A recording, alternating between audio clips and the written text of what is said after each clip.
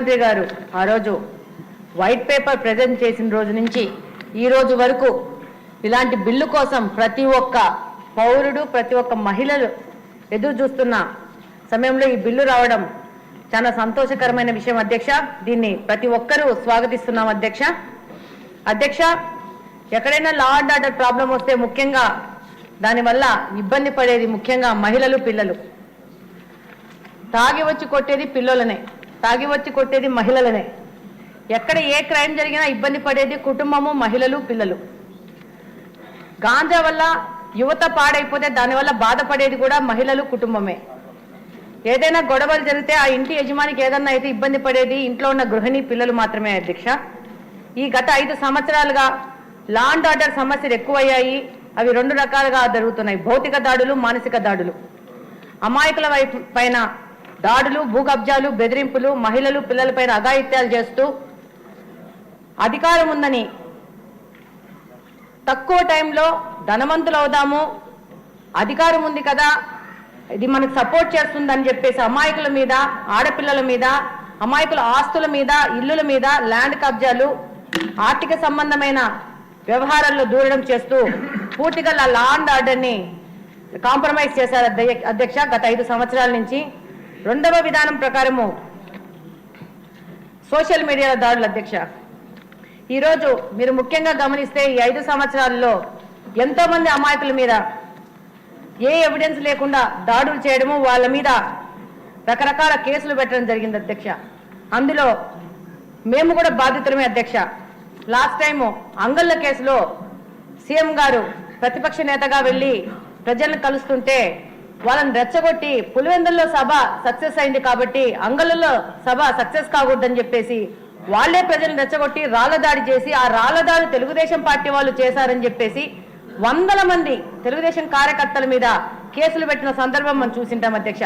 ఇది ఎంత అన్యాయమైన కేసు అంటే ఆ కేసులో కడప జిల్లా పార్టీ ప్రెసిడెంట్ శ్రీనివాసరెడ్డి గారు ఉన్నారు. ఆ రోజు ఆయన ఆ టైంలో ఢిల్లీకి ఫ్లైట్ లో వెళ్తున్నారు అధ్యక్ష. కానీ ఆ మనిషి ఉన్నాడో లేదో తెలియకున్నా కూడా ప్యాలెస్ నుంచి లిస్ట్ వచ్చింది, అధికారులు అండదండలు ఉన్నాయి, రాజకీయంలోని ఆ రోజున ప్రభుత్వంలోని పెద్దలు అండదండలు ఉన్నాయని చెప్పేసి ఈ మనుషులు అక్కడ ఆ సంఘటనలో ఉన్నారా లేదా అని తెలియకుండా వాళ్ళ మీద 307 సెక్షన్స్ పెట్టేసి వాళ్ళని ఇబ్బంది పెట్టే పరిస్థితి ఈ రాష్ట్రంలో నడుస్తా ఉంది అధ్యక్ష. ఎందుకు ఇన్నోసెన్స్ కూడా వెళ్ళేసి కోర్టులోకి వెళ్ళి మేము ఇన్నోసెంట్ అని ప్రూవ్ చేసుకోవాల్సిన అవసరం ఎందుకు వస్తా ఉందని ఈ సందర్భంగా లాస్ట్ 5 సంవత్సరాల్లో ప్రజలు ఇబ్బంది పడ్డారు అధ్యక్ష.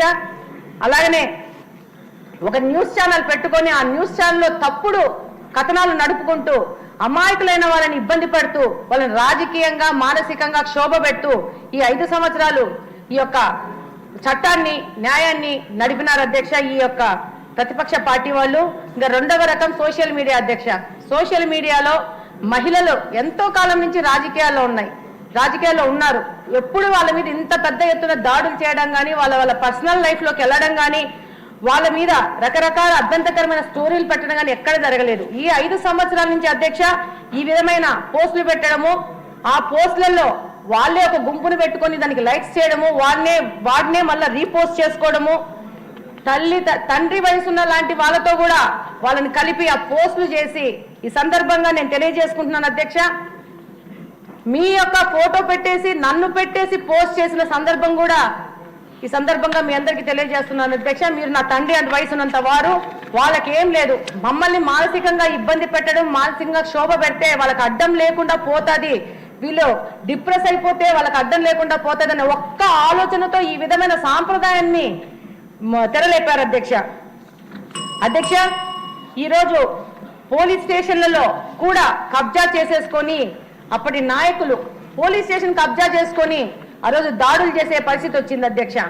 ఆ రోజు మా యొక్క కడప నియోజకవర్గంలో ఆ రోజు డిప్యూటీ సీఎం గారు, ఎక్స్ డిప్యూటీ సీఎం గారు ఇప్పుడు ఆయన తమ్ముడు వచ్చేసి పార్టీ అధ్యక్షుడు శ్రీనివాస్ రెడ్డి ఇంటికి వచ్చేసి, నీ ఇంటికి వచ్చి, నీ ద్వారకా నగర్కి వచ్చి నీ మీద దాడి చేస్తా, మా నాయకుడు కనుసైగ చేస్తే నిన్ను దాడి చేయడం 1 నిమిషంలో పని అని చెప్పేసి పోలీస్ స్టేషన్ లో కూర్చొని ఛాలెంజ్ చేసిన సందర్భాలు అధ్యక్ష. దీని మీద కేసు పెట్టాలంటే ఆ రోజు సిఐలు, ఎస్ఐలు కానీ ఎవరికి కానీ, ఆ రోజున ఎస్పీలకు కానీ ఎవరికి ధైర్యం సరిపోలేదు అధ్యక్ష.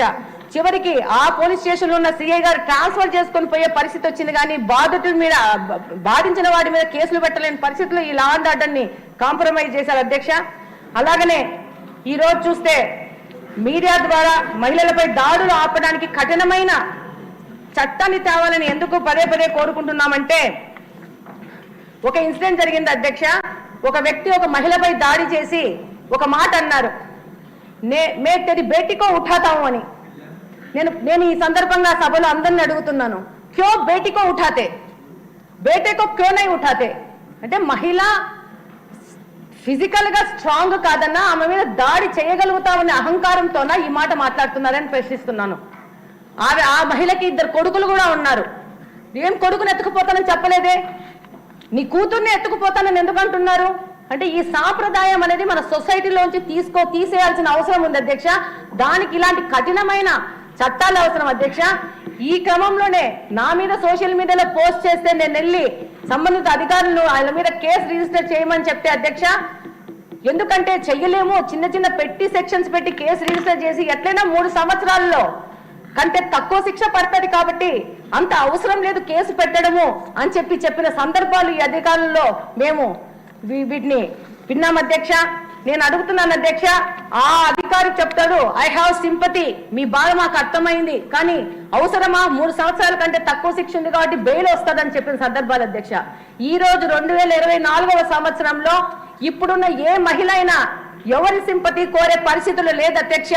మా హక్కుల కోసం, మా ప్రొటెక్షన్ కోసం పోరాడే శక్తి పరిస్థితిలో ఉన్నాము. తప్పకుండా ఇలాంటి పరిస్థితిలో ఇలాంటి రాక్షస ఆనందం పడుతున్న వాళ్ళ దగ్గర నుంచి మన మహిళలని, మన యువతని, మన వర్క్ చేసే ఉమెన్ని, రాజకీయంగా బయటకున్న మహిళల్ని కాపాడుకోవాల్సిన అవసరం ఎంతగానో ఉంది అధ్యక్ష. అందులో భాగంగా ముఖ్యమంత్రి గారు ఈరోజు ఈ యొక్క చట్టాన్ని తీసుకొచ్చి ఎంతో మంది మహిళలకు బాసటగా నిలవడం నిజంగా అధ్యక్ష చాలా సంతోషించదగిన విషయం అధ్యక్ష. ఈరోజు ఎట్లాంటి పరిస్థితి ఏర్పడిందంటే అధ్యక్ష, ఈ గత ప్రభుత్వంలో ఎలక్షన్ ముందు ఆడవాళ్ళని తిట్టడానికి వాళ్ళకి సింపతి ఎక్కడొస్తుందని చెప్పేసి మమ్మల్ని తిట్టడానికి మా మీద ఆడోళ్ళనే ప్రయోగించిన పరిస్థితి అధ్యక్ష. నన్ను తిట్టడానికి మా జిల్లాలో ఉన్న పెద్ద రాజకీయ నాయకుడు, ఇందాక మేడం గారి పేరు కూడా తీసుకున్నారు, ఆ వ్యక్తి 20 లక్షలు ఇచ్చి ఒక మాడ మనిషిని నా మీద ప్రయోగించినారు అధ్యక్ష. నా మీద పడి నా మాధవిరెడ్డి కుక్క, మాధవిరెడ్డి పింఛన్ తీసుకున్న వయసులో రాజకీయాల్లోకి వచ్చిందని ఇలా మానసికంగా ఇబ్బంది పెట్టే పరిస్థితుల్లో ఆడవాళ్ళని వినియోగిస్తున్నారు అధ్యక్ష. ఇంకొక మాట అధ్యక్ష, మమ్మల్ని తిట్టడానికి ఎస్సీ ఎస్టీ కమ్యూనిటీకి చెందిన వాళ్ళని తీసుకొని వాళ్ళకి లోపపరుచుకొని వాళ్ళతో తిట్టించడం మొదలు పెడుతున్నారు అధ్యక్ష. దీని మీద కూడా నేను అడుగుతున్నాను అధ్యక్ష, మీ ద్వారా ప్రభుత్వాన్ని, వాళ్ళని మనం ఏదైనా బ్యాలెన్స్ తప్ప ఏదన్నా అంటే మా మీద ఎస్సీ ఎస్టీ అట్రాసిటీ కేసెస్ వస్తాయి అధ్యక్ష. కానీ మమ్మల్ని తిట్టినందుకు మేము ఏమి కేసులు పెట్టలేని పరిస్థితికి వస్తున్నాం. ఒక్కసారి దీని మీద కూడా ఆలోచించి మహిళలపైన మహిళలు దాడి చేసి, అది ఎస్సీ ఎస్టీ మహిళలు దాడి చేసే దాని మీద ఏ విధమైన యాక్షన్ తీసుకోలేని పరిస్థితి ఉంది. మేము కూడా వాళ్ళ మీద అంతే కఠినమైన సెక్షన్స్ మీద కేసులు పెట్టే విధంగా కూడా ముందుకు పోవాలని చెప్పి ఈ సందర్భంగా తెలియజేసుకుంటున్నాను అధ్యక్ష. ఫైనల్ గా అధ్యక్ష, చిన్న విషయం అధ్యక్ష, మన మహిళలు, మన పిల్లలు, మన యువతను కాపాడుకోవాల్సిన పరిస్థితి ఉంది అధ్యక్ష. పొద్దునే మాట్లాడాం అధ్యక్ష, బ్లేడ్ బ్యాచ్ గురించి, గాంజా గురించి. ఇది మళ్ళా 2వ సారి అధ్యక్ష. ముఖ్యమంత్రి గారు ఉన్నారు కాబట్టి ఆయన వింటారు కాబట్టి మళ్ళా చెప్తున్నాను అధ్యక్ష. ఇప్పుడు మనము మాట్లాడుకున్నాం, గాంజా గురించి మాట్లాడుకున్నాం, మద్యం గురించి మాట్లాడుకున్నాం, డ్రగ్స్ గురించి కూడా మాట్లాడుకున్నాం అధ్యక్ష. ఈ రోజు కడపలో నేను చూస్తున్న పరిస్థితి ఏంటంటే, 8 నుండి 10 సంవత్సరాలు ఉన్న పిల్లలకి సొల్యూషన్ తిన్నరు, వైట్నర్ అని చెప్పేసి అవి అలవాటు చేస్తున్నారు అధ్యక్ష. అవి ఏంటో కూడా తెలీదు. దాని మీద కూడా పూర్తి అవగాహన తీసుకొని వాటి మీద కూడా యాక్షన్స్ తీసుకునే పరిస్థితికి వెళ్ళాలి. ఎందుకంటే చిన్న పిల్లలు ఆ 10-12 ఏళ్ల వయసులో వాళ్ళ ఆరోగ్యం పాడైపోతే రేపు వాళ్ళే యాంటీ సోషల్ ఎలిమెంట్స్ గా తయారైపోయేసి ఈ యొక్క సమాజానికి ముప్పుగా వాటిల్లుతారు అధ్యక్ష. అదే కాకుండా పొద్దునే ఎత్తినాము, మినిస్టర్ గారి దృష్టికి కూడా తీసుకుపోవడం అధ్యక్ష. పెయిన్ కిల్లర్ టాబ్లెట్స్ ని పౌడర్ చేసుకుని ఇంజెక్షన్ లో ఎక్కించుకొనేసి వాటిని ఇంజెక్ట్ చేసుకుని తద్వారా వాళ్ళకి ఆ మత్తు వచ్చేదానికి వెళ్తున్నారు అధ్యక్ష. దాని మీద కూడా యాక్షన్ తీసుకోవాల్సిన అవసరం ఉంటుంది అధ్యక్ష. కనుక్కున్న ప్రకారం అయితే ఈ యొక్క మెడిసిన్స్ ను అధికారికంగా కాకుండా వాళ్ళు బిల్లులు లేకుండా అమ్మడం ఒకటి, వాటిని కొనే బిల్లులు అమ్మే బిల్లులు ఏమీ లేకుండా కొరియర్ ద్వారా తెప్పించుకొని బయట నుంచి వాటిని ఈ పిల్లలకి సప్లై చేస్తున్నారు అధ్యక్ష. అది ఒక సమస్య అయితే, 2వ సమస్య ఒకటే ఇంజెక్షన్ 10-15 మంది పిల్లలు వాడుతున్నారు అధ్యక్ష. దానివల్ల ట్రాన్స్మిట్ అవుతాయి సెక్సువల్ డిసీజెస్.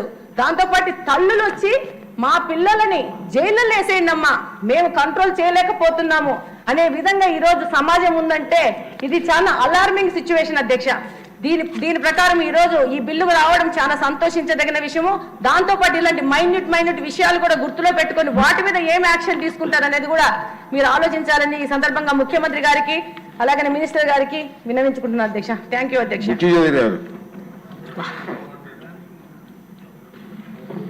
అధ్యక్ష, ముఖ్యమంత్రి